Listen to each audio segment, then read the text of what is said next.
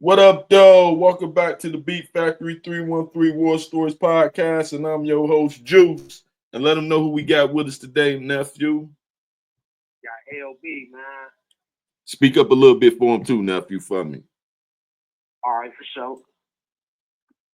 How you doing today, nephew? Yeah, it's crazy because, you know it's the hottest topic right now. What's that? You know what the streets talking about. What they talking about? Tell me. Hey, everybody want to know about this meat shit. Yeah, you already know. And see, you dealt with the feds. Go ahead. Yeah. Like, it seemed like the telling shit, they not for it. But, while we up in here, everybody want to address what's going on with the telling and how the telling stuff works. Right. Everybody say, oh, niggas are told, bro. But they ain't got no paperwork to show it. You feel me? And tell them how that go. So, we got, like I was explaining last time, we got levels. It's levels to telling. It's degrees to telling. SOI, CI, undercover, however you want to put it. Mm-hmm. SOI is the source of information, which comes down to a guy, I'm going to speak on something. They can't promise you nothing because that's illegal. But if you got enough good information, they will provide you with a nice little deal, something to make you get a little cushion for your help. You get what I'm saying? Mm-hmm. Your little direction you give it. And then, you got the worst of the worst, which is a CI. He a federal agent without a badge, Mm-hmm. courtesy to Kevin Luck. This is where, like, you got the guy, he'll do everything. He'll set up the sale, he'll set up a buy, he'll push the play with you, he'll get in the car with you before you go commit a crime, he'll hop out when it's time to do the crime. He's basically walking you into a crime. It's not entrapment because Sixth Circuit does not honor entrapment. They got something called enticing. You were going to indulge into the crime. You was enticed to doing the activity. You was going to do it before they enticed you to do it. You get what I'm saying? Right. So they not honoring it. So you can't say entrapment. So if a guy tells you entrapment and he in Michigan, that's dead. Mm-hmm. Like it's just a whole bunch of stuff that they do. Like things like, notice that if all y'all do coke and dog ain't doing no coke with you, but he say he party or he do this, that, and the third, and he not committing crimes with you, you gotta look at this guy a certain way, man. Mm-hmm. But you got the other type of deal when I was telling you about what they say Meech did, right? Mm-hmm. Now the thing is how can I put it? I'm not telling, but I encourage somebody to tell, and they saying like that's the new wave now. That levels to telling around here. Third party. Yeah. Look, I'm not gonna tell on what Juice doing, right? Mm-hmm. But my homegirl want to see me come home, so she willing to go put Juice up under the microscope. You get what I'm saying? Right. Exactly. And this is what they doing right now. That's the wave. But they've been doing this since the beginning of time. It's just we got hit to it because now it's in our everyday culture. You feel me? Right. So, like I stand on rules and principles, bro. I went to trial not because it was the right thing to do. I went to trial to show me, hey, listen, man, these niggas out here telling, and if you gonna tell on me, look me in my face and stand on that, man. Right. I stand on business, you stand on your business, man. That's right. And but, go ahead, what you was about to say? Oh, no, I'm saying, I just find it bizarre and weird that a guy would have enough balls to stand up on the stand, look you in your face, call you out your name, demean you, and belittle you. And he was just with you saying he was your brother. And then when you were out their ass, they come, no, I ain't do that. No, not me, B. Because the feds got them thinking that, first and foremost, get this understood. Not too many people go to trial in the feds or in the state for the fact of this conversation, right? Right. So if they tell them like, well, you go testify, he ain't gonna take this to trial nowhere if they know we got an honorable witness. You get what I'm saying? Right. Somebody to testify against. So that protects you right there because I never got on the stand. But now, when you dealing with guys that's playing the game and we really going to trial because we gonna use our Sixth Amendment right to cross-examine our accuser, now we got a problem. And they gonna hide your name under a code, CI, whatever code they give you. Right. And when you get the code, you still protected, but it's context clues to this shit. Name, location, date, where you from, where you caught your crime, who your spouse, what you, your taxes, etc., etc. You feel what I'm saying? Exactly. And so tell them how they go about decoding when they trying to hide these CIs and informants. How you go about going through Pacer and all them other avenues to try to weed them out on who exactly they are. So when you go through your feds, you go through Pacer to get your transcripts and whatnot, your paperwork. So the grand jury, before a person, when they get the true bill, before they get the true bill, they got to have a grand jury. That's when 20, anywhere from 13 to 26 people with clout that you've never even heard of in the federal government come together as a whole, and they sit up and listen to this story from a federal agent. And the federal agent is telling them a story.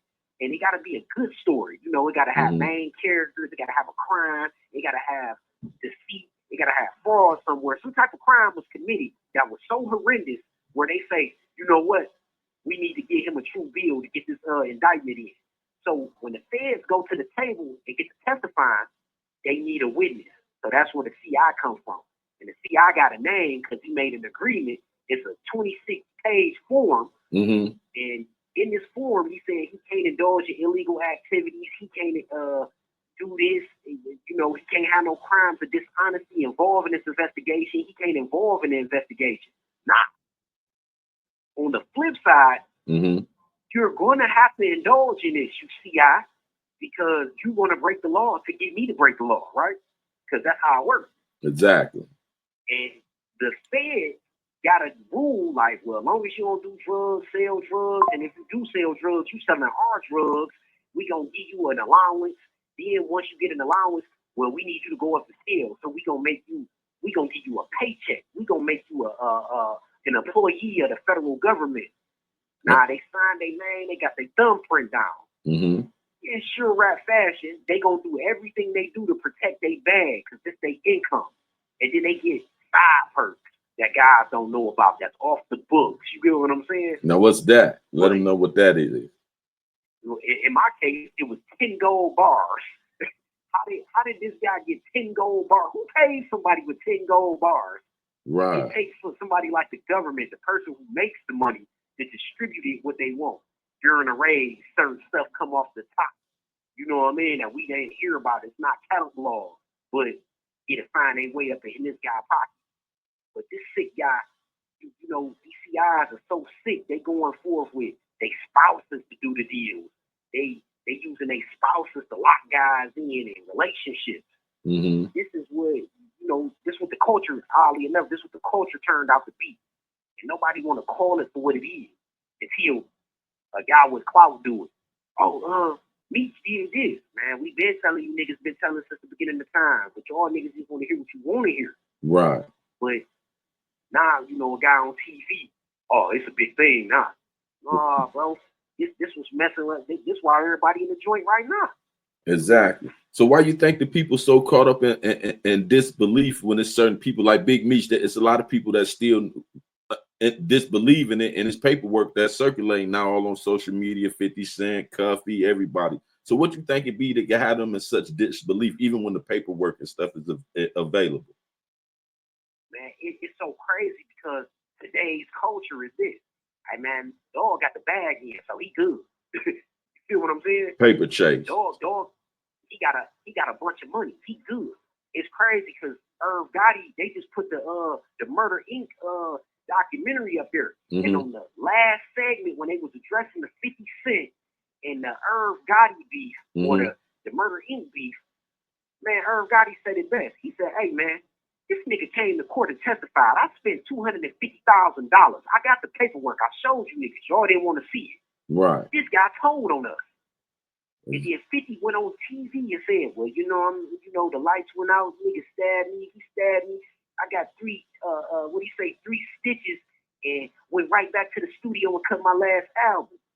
But you on the TV talking about how you was a victim. And he said, to be honest, I'm really a gangster. So this all go back to how society looks. So because you got shot, you got stabbed, you a gangster, and or you got money, you a real nigga. This is what society, and they showed us this in 01, bro. Right. History just repeats itself. You feel me? Ain't no way. So what about this? We got Rollo Famgoon. We got Rollo Famgoon saying that his lawyer did the buffer, a puffer. What is that? A puffer when they snatch telling his lawyer did a puffer agreement or what, however you say it, without his knowledge, without him being there. Is that possible? Can your lawyer go get you a puffer from the feds? Your lawyer cannot proffer. Your lawyer can't do nothing without your acknowledgement, man. And if you get a proffer, don't you got to go in there and talk to them people? You gotta go talk. You gotta go in that back room, man. You gotta do that TI deal. Mm-hmm. So why these boys try? Go ahead. What you about to say? Like, there's no way that a person that represents you ethnically by law, he cannot do nothing without your permission, your approval. He can't accept nothing without your permission or your approval. If it comes from the prosecution or the government, they have to inform you of what's going on. Hey, man, I think you should take this. This is in your best interest. That's what a lawyer gets paid to do. A lawyer represents you at a critical stage. That's what their job is. They're not going in there to actually fight your case. They represent you at critical moments. And they have to advise you of what this may enlist of. Hey, man, if you take this, because you have to sign the deal at the end of the day. So how did your lawyer make a deal without you signing the deal? Make it make sense to me, bro. Thank you. I'm glad you said that. Like, a lot of guys be saying a lot of shit. It sound good, but I'm telling you, I'm a real street nigga, man. I got 20 years in, man, and I ain't bragging about it. I learned the hard way. You get what I'm saying? Right. And we in here, and we just seeing the same cycle just occur every time. You can't tell it like I told you before. Hey, bro, I can't get mad because that guy Kevin Lucky told. I can't get mad. Right. I got to get mad at his homie for putting him in the position, for not vetting him, for bringing him around me. It's the mob for real, man. You held responsible for who you put into your cipher. So if I tell you, hey, I speak for him, you saw what happened to Sonny. You have 1 minute remaining. You saw Don Bosco. Right. Donnie Brasco. Hey, Lefty brought that guy, that rat, to the fold. Lefty had to bite that bullet, man. That's right. He knew what time it was. And he said at the end of the movie, hey, if it was going to be anybody else, I'm happy it was you, man. And that's what I was bringing forth when they was talking about Big Meech and the Cuffy situation, saying that Cuffy put Tammy with Cuffy, and that's what I was saying, that if he middleman that deal, he's held accountable for it because he put them together. You at fault. You feel me? Hey, it's crazy because in the feds, all he hung with was hot niggas from Miami, allegedly. I was never on the yard with him. I ain't never do that. I ain't do no bit like that in the feds. You get what I'm saying? Okay. But that's what's on that man. That's what's with his crowd. You feel what I'm saying? I'm not saying that it's true. I'm not saying that it's false, but everybody's saying the same shit. He hang with hot guys from Miami, man. So Thank you for using GTL. You good? All right. Yeah, big bro. So they been like, it's been a rumor for years. I haven't been there. You know what I'm saying? So I ain't stumped the yard ever with this guy. But he's been hanging with hot niggas for years. Right. And the code in the feds is, if you messing with a hot nigga, you hot. You get what I'm saying? Exactly. What would you get out of hanging with a rat, bro? What would you get out of that? Mm-hmm. Wait. He got something. Oh, he know how to get money, so I'm gonna go hang with him. So you gonna sell your morals, your principles, and your values, or what you stand on, and what you saying you believe in for a couple of dollars? But you a millionaire though, bro. So why would you sell out for that? It's a bigger picture. I get it. You feel me? I ain't saying I support it, but we gotta be conscious of this shit. And this ain't the first time I heard this. I guarantee this ain't the first time you heard it. It's just the first time somebody spoke on it and exposed it. Because guys, we tired of this shit, man. We tired of it. I'm locked up because the nigga want to be a good citizen. The same nigga that just took care of some shit he should have never ever did. You get what I'm saying? Right. Like, it's not making sense. It's not adding up, bro. You guys picking and choosing. You can't choose to be a gangster one day and then be a civilian the next day, bro. It don't work like that. When it's convenient for you. Right. See, you can't beat one of them guys. You know, he out on the street with the pistol play. He pushing the demos. He getting guys whacked. And then when they get on him, hey, let me call the police. Let me call the local authorities. We about to get these guys together. You can't beat through people like that, man. This is why a lot of us locked up. You feel me? I get it. You feel me? I get it. And the thing I was pushing was, it ain't just the rats, it's these rat supporters that I feel that get them the push. You feel me? And but that all go back to what today's society is. I don't stand for shit. So if I don't stand for shit, guess what I'm gonna do? Fall for whatever it anything. is for me to succeed and win. Mm-hmm. You know what I mean? I told you, man, they played the documentary and they sat up here and this guy said, hey man, this guy told on us. We got court paperwork on this guy 50 Cent. We paid $250,000 on this case. Mm-hmm. And then 50 produced some paperwork and they told him some, well, he went to the law library and printed out a fake peace protection order. And you know, if you could just show a little something, that means something. That's why I say, man, I'll send you the paperwork to support my claim when I tell you, hey, dog ain't right, man. Dog ain't right. Exactly. Like, I don't know what more I got to show. Niggas that wore cameras, niggas that wore wires. Like, it's crazy because me and the homies had a conversation, and when we was having certain conversations, I'm not going to say no names or whatnot. Right. You couldn't have no electronics in the room with us, bro. Mm-hmm. And the guys got to go back. I understand now why. You know what I'm saying? Mm-hmm. I was gone for 15, so I'm not conscious of really what's going on and who around me. But believe me, certain people knew who was around them and knew what was going on. So then why they just didn't X them out of being around? You know what I'm saying? See, that's another thing. They allow rats to be around. Why they don't code them out? Okay, I ain't saying condone to say kill this and kill that. No, why don't y'all code them out where they can't come around and ear hustle? They can't make money with y'all. They can't come and bring money to the team. You know what I'm saying? If they got a plug, whatever, they shouldn't be allowed to interact with no real people. You feel me? Man, I get it 110%. It took for me to find out a witness that was gonna help me get out of prison. Find out he got a guy now. Like, what the hell going on around here, man? See what I'm saying? This ain't stuff where I'm saying, listen, when the guy told me, he looked me in my face and gave me every piece of paper. I didn't only do that, man. I hopped on LexisNexis and pulled it up and seen it with my own 2 eyes. I said, man, this shit's sick. But homies know what's going on. And it's basically, well, that's my man. We grew up together, so he get a pass. That's also too. And it put you in the bind. And look at where I'm at right now. You see, we can't. can't. Know these people been telling that. Like, I'm gonna give you an example. I'm in here for Kiera Lyons, and it took for me to go to trial to find out that Kiera didn't only do this one time with me. She did this months before or a year before. I called my case. She made a false police report on her boyfriend to get this nigga locked up because he was cheating on her. So y'all ain't bring all this up in your trial? We brought it up, but the credibility goes directly to the jury. You can't make the jury believe what they want to believe. Right. In a perfect world, yeah, it would have been cool. But when we brought it up, hey, do you got a criminal background of crimes of dishonesty? Yeah, I got one. Then we found out she had 2. And we put it on the floor. Don't you got 2? No. Well, you made a false police report. That's a felony. You on probation for that. And then you filed false taxes. That's another felony. You on probation for that too. Oh yeah, I forgot about that. So you just a forget about it liar. So who tell you telling the truth about the situation at hand if you forgot about all that? You feel me? You feel what I'm saying?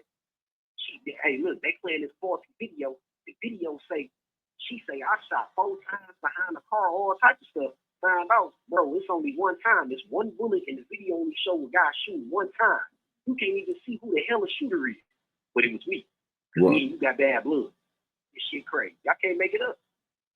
And what they used to find you guilty, then, if it was insufficient evidence, because you know they say it's supposed to be beyond a reasonable doubt. So it was conflict. It was conflict throughout your case. How they was able to come up with a clear decision? They went off the word of Kiera. You get what I'm saying? Just her word was valuable enough because it's an assault with intent, commit murder case. Right. So they didn't never prove the intent. Beat that. beat that. Okay. Beat it. And then they came at the last minute with jury instruction. The jury instruction was, you got to find me guilty of a lesser charge of great bodily harm less than murder. So you saying that I did shoot, and you saying it was me. And the only reason why you saying it is because Kiera said it was me. Right. If that makes sense. But they weren't supposed to get the instructions like that. Your lawyer ain't object to them giving the instructions like that. We objected. We did everything we supposed to do. The Court of Appeals said they did everything right. That's why we in the Michigan Supreme Court, because we got constitutional issues. You know, I've been trying to go to trial for 26 months, 25 months to be exact. And they telling me, oh, no. I got the paper right here. And how they justifying it? Man, they talking about the COVID. COVID ain't had shit to do with LB. And you know, in they world, that's what it is. Mm-hmm. They tell you because it's a 4-prong test for me. They say on the first prong, I passed it. That's how we got to the rest of the prongs, right? Right. The second prong, it's the length of delay, which I passed because it was over 18 months. The reason for delay means what was the reasoning for it. So they trying to say it was COVID. It says, under these circumstances, although this factor technically weighs in your favor of the defendant, we give little weight to determining whether the defendant was denied a speedy trial. So they saying the second prong didn't work for me. Then it goes to the third prong, that I assert my right. It says, in this case, there is no dispute that the defendant asserted his right to a speedy trial fairly early in this proceeding. So this factor weighs in his favor. So then the fourth prong, which is prejudice. Prejudice presumed after 18 months. The first prong attaches to the first and fourth attach to each other. So I'm supposed to have prejudice. The burden shifts to the prosecution to prove it wasn't a prejudice to me.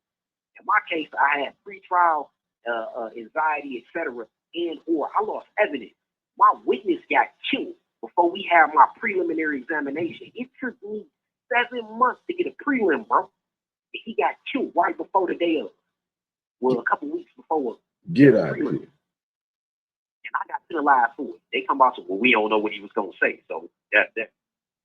Oh, y'all never got an affidavit from him or nothing? No, because we ain't know he was going to get killed. You feel what I'm saying? Right. But they about to call his count, man. I got to go lock down, man. Okay, call me back. I got this. You feel me? I appreciate you tapping in, LB. You feel me? Yeah, for sure. Okay, peace. That was Thank you for using GTL. That was LB tapping in, letting us know what's going on with the cases and how this rat thing go about, how the courts like to play it. Hit that like, comment, and subscribe. And if you got somebody that's incarcerated that needs some help and some attention brought to their case, feel free to share my content with them and get them to tap in with the Beat Factory 313 War Stories podcast. I'm gonna be leaving now. I want y'all to tap back in later. Go check out the YouTube streaks. Also, before I go, let me thank Demetrius Holloway family. You know what I'm saying? His children, especially his oldest son, his siblings, his sisters, them especially, and no doubt Mom Dukes. You feel me? I salute them and I appreciate them truly. It's been a blessing getting their blessings to do the things that I do and speak on Demetrius. You feel me? I do not condone violence. You know what I'm saying? I'm trying to promote awareness to our people going through something with this incarceration thing. Some people do need to be incarcerated, but make it justifiable. You know what I'm saying? Don't just lock innocent people up. Don't just lock a person up because the color of their skin. Don't just lock a person up because they fit the description. Let it be beyond a reasonable doubt. You know what I'm saying? With that being said, I'm about to get up out of here. Hit that like, comment, and subscribe button. Tune back in later on. I'm your host, Juice, from the Beat Factory 313 War Stories podcast, and I'm out. And not even about me. You all had an opportunity to have access to the office because this is who I laid down with every night. So he made sure we didn't get it wrong in that office. And it spread and permeated across this country when I was able to tell the real world and the real experiences that when people are treated like animals and savages, then you justify how you treat them. No, every person who goes through the system is a human being, and what I'm here to tell you is that you will be treated like human beings from across this world. Talk that talk. Talk that talk. Talk that talk. On behalf of every prosecutor across this country, I apologize for the mistreatment, for the abuse, all the things that have been through. I am with you to end the mass incarceration, to fight for cash bail, to ensure that re-entry for people who have a felony conviction is over.